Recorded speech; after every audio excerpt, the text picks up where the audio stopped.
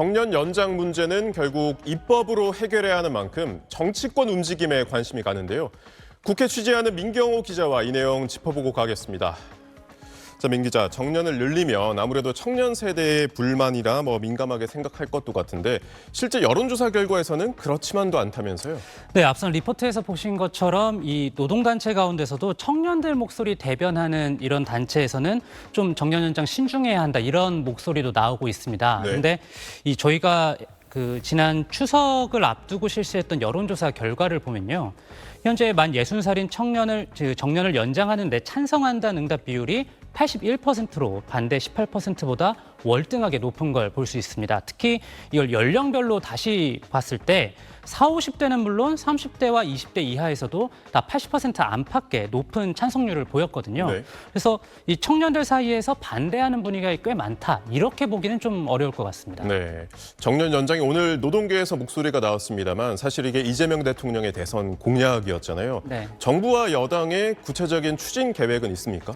네, 이게 대통령 공약이기도 했고 지난달 9월에 발표된 이 123대 국정과제에도 포함되어 있는 상황입니다. 그래서 지난 6월에 고용노동부가 이 국민연금 수급 개시 연령이 65살로 높아지는 2033년까지 단계적으로 정년을 점차 늘려서 이 65살에 맞추겠다 이렇게 발표를 했거든요.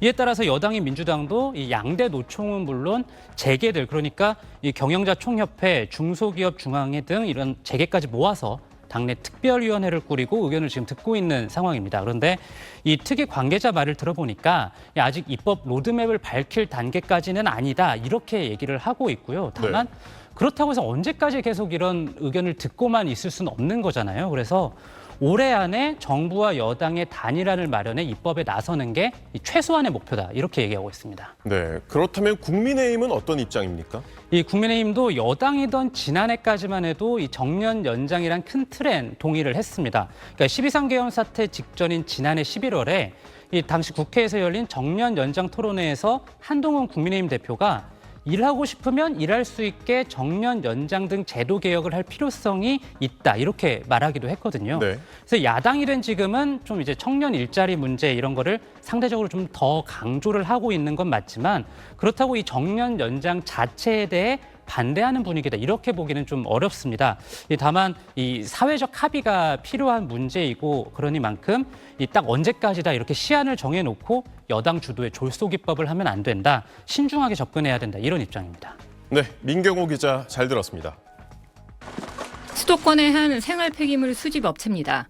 지난해 노사 합의로 60세까지인 정년을 65세까지 연장했습니다. 마음 편하게 일할 수 있다는 게 국민연금 수급 시기를 맞춰서 일을 할 수 있다는 거. 노동계는 오는 2033년이면 국민연금 수급 개시 연령이 65세로 통일되는 만큼 퇴직 후 5년 동안의 소득 절벽을 메우기 위해 정년 65세 연장 법안이 연내에 통과돼야 한다는 입장입니다. 정년 연장 없이는 노년층의 빈곤 문제, 소득 공백의 악순환을 끊기 어렵고 지금 대비하지 않으면 돌이킬 수 없는 사회적 비용을 특히 모든 노동자에게 적용되는 일률적이고 보편적인 정년 연장을 촉구하고 있는데 경영계는 연공서열과 호봉급제 상황에선 막대한 비용 상승이 불가피하다며 퇴직 후 재고용 등 선별적 재고용 방식을 제시하고 있습니다. 또 청년 고용이 위축돼 세대 간 고용 양극화가 심화될 수밖에 없을 거란 논리도 제시하고 있는데 이 또한 노동계와 충돌합니다. 신규 채용을 하지 않고 해외 공장이나 투자를 축소하면서 일자리를 줄이고 있는 것을 은폐하는 것에 불과하다. 청년들은 여당과 노동계 재계 중심의 논의 구조에서 벗어나 청년들의 목소리가 적극적으로 반영돼야 한다는 입장입니다. 단기적으로는 일자리의 숫자가 줄어드는 것 아니야? 라고 하는 우려가 분명히 있기 때문에 조금 더 다양한 입장과 어떤 대안들까지도 함께 논의할 수 있는 노동계는 주 5일제 도입 때처럼 여력이 되는 사업장부터 단계적으로 확대하면 문제가 없을 거란 주장인데 여당은 특별위원회에서 연내 법안 발의를 목표로 노동계와 경영계 의견을 수렴해 나갈 예정입니다. SBS 유덕기입니다.